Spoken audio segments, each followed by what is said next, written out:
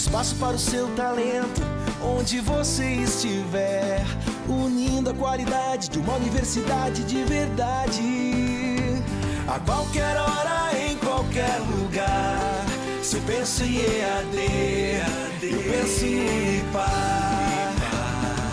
A qualquer hora, em qualquer lugar, educação à distância é Unipar. Olá pessoal, tudo bem? Sejam bem-vindos à disciplina de Legislação Ambiental. Vocês já me conhecem, eu sou a professora Elise e na aula de hoje a gente vai falar um pouquinho sobre noções de legislação, meio ambiente, definições e introdução ao direito ambiental. Bem pessoal, quem não é da área do direito, talvez não esteja acostumado a lidar com textos legais, com normas, porque as normas ela têm uma linguagem, uma estrutura assim um pouquinho complicadas. Então, por exemplo, supondo que a gente não entenda nada de direito, se eu pedir para vocês abrirem lá na Constituição Federal, por exemplo, no artigo 5º, inciso 10, vocês saberiam? Como que vocês fariam para fazer isso? Então, nesse primeiro momento da aula, eu vou ensinar para vocês, trazer um pouquinho de exemplos de como entender como funciona uma legislação, uma lei e como se localizar nela, tá? Então, pessoal, começando com uma introdução a respeito de leis, leis e outras normas, elas são identificadas de acordo com a sua espécie, por uma numeração e pela data. Por exemplo, eu trouxe aqui para vocês a Lei número 12.305, de 2 de agosto de 2010. Essa lei, ela é conhecida como a Política Nacional dos Resíduos Sólidos.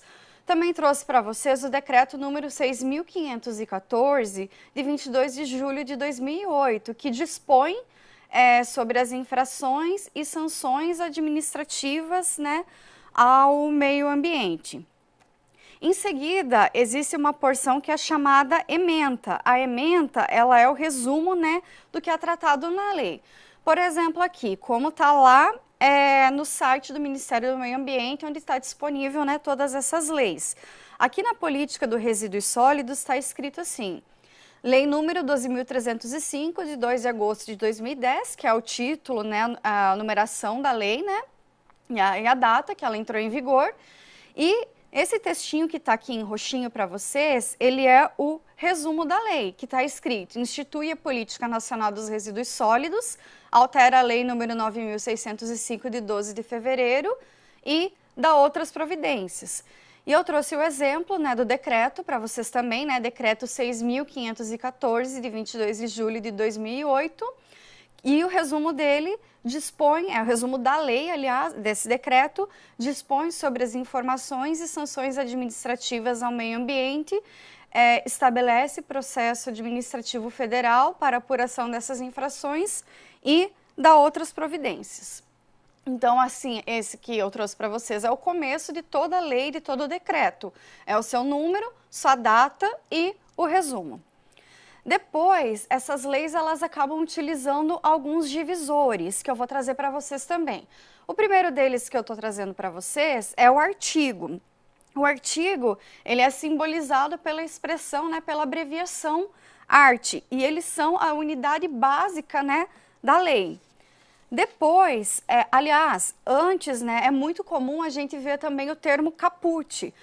O caput significa cabeça, em latim, e indica a parte principal do artigo, para diferenciar de parágrafos, inciso e alíneas, que são outras divisões da lei. O parágrafo, então, ele é o desdobramento do artigo e ele é representado por esse símbolo que são duas letras S, entrelaçadas. Quando tiver mais de um, vai ser parágrafo primeiro, parágrafo segundo, e quando tiver apenas um, vai estar escrito parágrafo único, ok?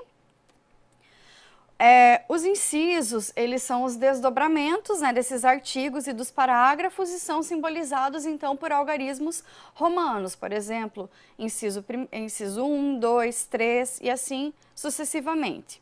A linha são os desdobramentos, né, dos incisos e são representadas então pelas letras minúsculas do nosso alfabeto, A, B, C, D e assim sucessivamente. E os itens, eles são desdobramentos das alíneas que são representadas pelos números arábicos, número 1, 2, 3 e assim sucessivamente também. Então aqui para vocês eu trouxe um exemplo, né, da Política Nacional dos Resíduos Sólidos. Então, artigo 9º, parágrafo 1º.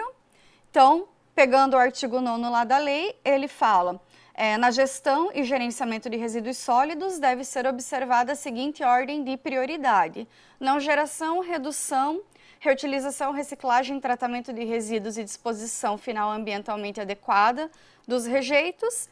E no parágrafo 1º fala que poderão ser utilizadas tecnologias visando a recuperação energética dos resíduos sólidos urbanos, desde que tenha sido comprovada a sua viabilidade técnica e ambiental com a implantação de programa de monitoramento de emissão de gases aprovado pelo órgão ambiental. Então, artigo 9º e parágrafo 1 estão aqui disponíveis para vocês. E a outra situação que eu tenho, artigo 13º, inciso 1 e a linha F.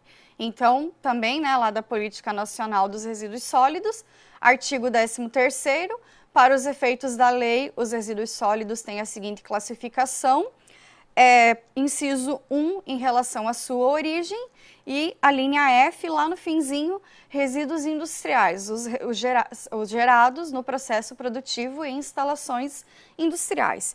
Então, aqui só alguns exemplos, né, de leis para vocês se localizarem em relação aos parágrafos, incisos, alíneas, etc. Ok? Então, seguindo em frente à nossa aula, qual é a definição de direito ambiental? Então, na concepção contemporânea, o direito ambiental ele é um ramo do direito público que se ocupa das relações entre os princípios e as normas que são destinados a impedir ou punir condutas que sejam, né, lesivas à natureza. Então, o principal objetivo do direito ambiental nada mais é que proteger o meio ambiente. Em relação ao meio ambiente, a gente tem percebido, né, que cada vez mais a questão ambiental ela está cada vez mais em alta, sendo tratada como um tema de relevância, tanto quanto na mídia, quanto, por exemplo, a gente conseguiu ver agora, né, no primeiro turno das eleições, nos debates, como esse tema ele era tratado, né, pelos candidatos. E no quesito do meio ambiente, né, a respeito do conceito, a respeito da definição do meio ambiente, quando se trata desse assunto, a primeira norma que abordou essa definição foi a Política Nacional do Meio Ambiente, que é a Lei 6.938 de 81. E essa lei, ela acaba definindo, né, o meio ambiente como um conjunto de condições, leis, influências e interações de ordem física, química e biológica que permite, abriga e rege a vida em todas as suas formas. Posteriormente, essa definição de meio ambiente, ela também foi trazida lá na Constituição Federal de 98, de acordo, né, com o artigo 225, que tutelou, né, que definiu o meio ambiente como ele sendo natural, artificial, cultural e também de trabalho, ok? Então, de acordo com o artigo 225 lá da Constituição Federal, todos, né, têm direito a um meio ambiente ecologicamente equilibrado. O meio ambiente ele é um bem de uso comum do povo e ele é essencial à sadia qualidade de vida. E isso impõe, então, ao poder público e à coletividade o dever de defender e preservar o meio ambiente para as presentes e as futuras gerações. A gente já ouviu falar muito, vocês já me ouviram falar muito sobre isso, né, lá na gestão ambiental também, a respeito desse termo, presentes e futuras gerações. Então, pessoal, quando eu digo um meio ambiente ecologicamente equilibrado ou um bem ambiental, o que eu quero dizer com isso? Quando a gente fala em meio ambiente, é necessário a gente ter em mente a ideia de que a consciência ambiental, ela é coletiva, né? Ela é amplamente fundamentada, né, no direito de terceira geração. Os direitos de terceira geração, então, pessoal, eles são denominados direitos de ordem coletiva, porque eles estão intimamente ligados ao direito de paz, ao direito de autodeterminação do povo, ao direito ao meio ambiente em si, à qualidade de vida, à utilização, à conservação do patrimônio histórico, cultural e também à comunicação. Então, é um direito, né, de ordem coletiva, é um direito que todos têm. Então, o direito da coletividade, ele impõe pensar que os recursos naturais, eles são finitos, ou seja, uma hora eles vão terminar, vão parar de se regenerar.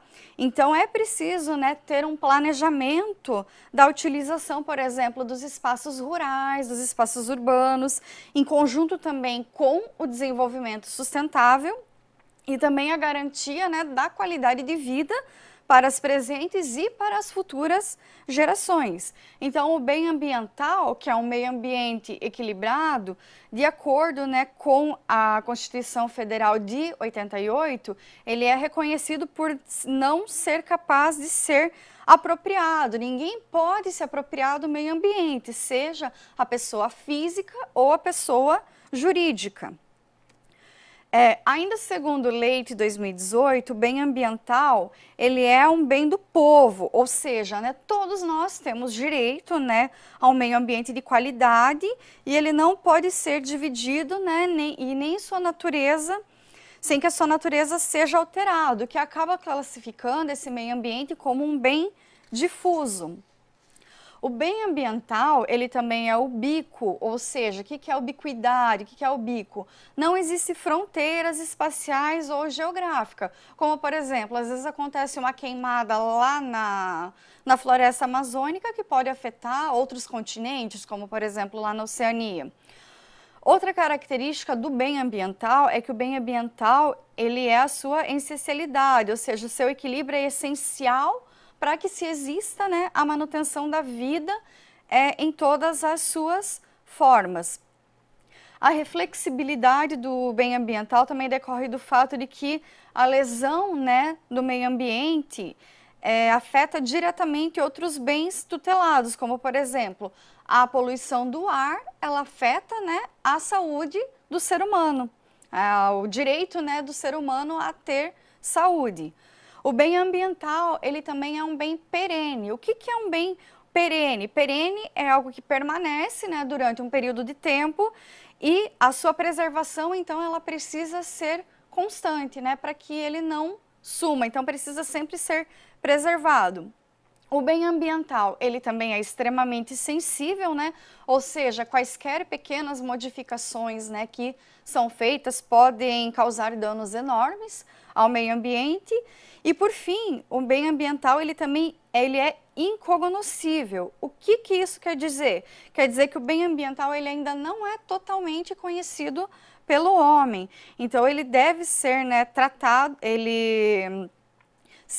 o homem sempre terá, né, novas descobertas, novas relações, né, que sejam ligadas ao meio ambiente. Então agora, né, que a gente já conheceu o conceito de meio ambiente, o conceito e as características, né, do bem ambiental, a gente precisa, né, se atentar no fato de que o conceito ele deve ser tratado então de uma maneira abrangente, né, depois de todas essas definições que a gente estudou. O meio ambiente, ele também se classifica, né, como eu já falei anteriormente, como meio ambiente natural, meio ambiente artificial, meio ambiente cultural e meio ambiente de trabalho. O meio ambiente natural, ele pode ser entendido, né, como o meio ambiente físico em si. Então, ele é composto pela atmosfera, pelo solo, pelo subsolo, pela água, pela flora, pela fauna e pelo patrimônio genético também. O meio ambiente artificial, ele é conhecido também como espaço urbano construído. Ele está, né, então, diretamente ligado à definição de uma cidade, né, a cidade que o ser humano constrói. O meio ambiente cultural, ele integra, então, a cultura em si, né, o patrimônio artístico, paisagístico, arqueológico, histórico e também turístico. E o meio ambiente de trabalho, ele é constituído, então, pelo meio ambiente local, no qual as pessoas, então, desenvolvem, né, todas as suas atividades laborais, sejam elas, né, remuneradas ou não. Bom, pessoal, na aula de hoje a gente vai ficando por aqui. Aqui estão algumas referências, né, que eu utilizei para montar as aulas de vocês e hoje. Então, na próxima aula, a gente vai continuar a falar sobre o direito ambiental. Muito obrigada pela atenção de todos vocês e até o nosso próximo encontro. Um espaço para o seu talento, onde você estiver, unindo a qualidade de uma universidade de verdade. A qualquer hora, em qualquer lugar. Se eu penso em EAD, eu penso em Unipar. A qualquer hora, em qualquer lugar. Educação à distância é Unipar.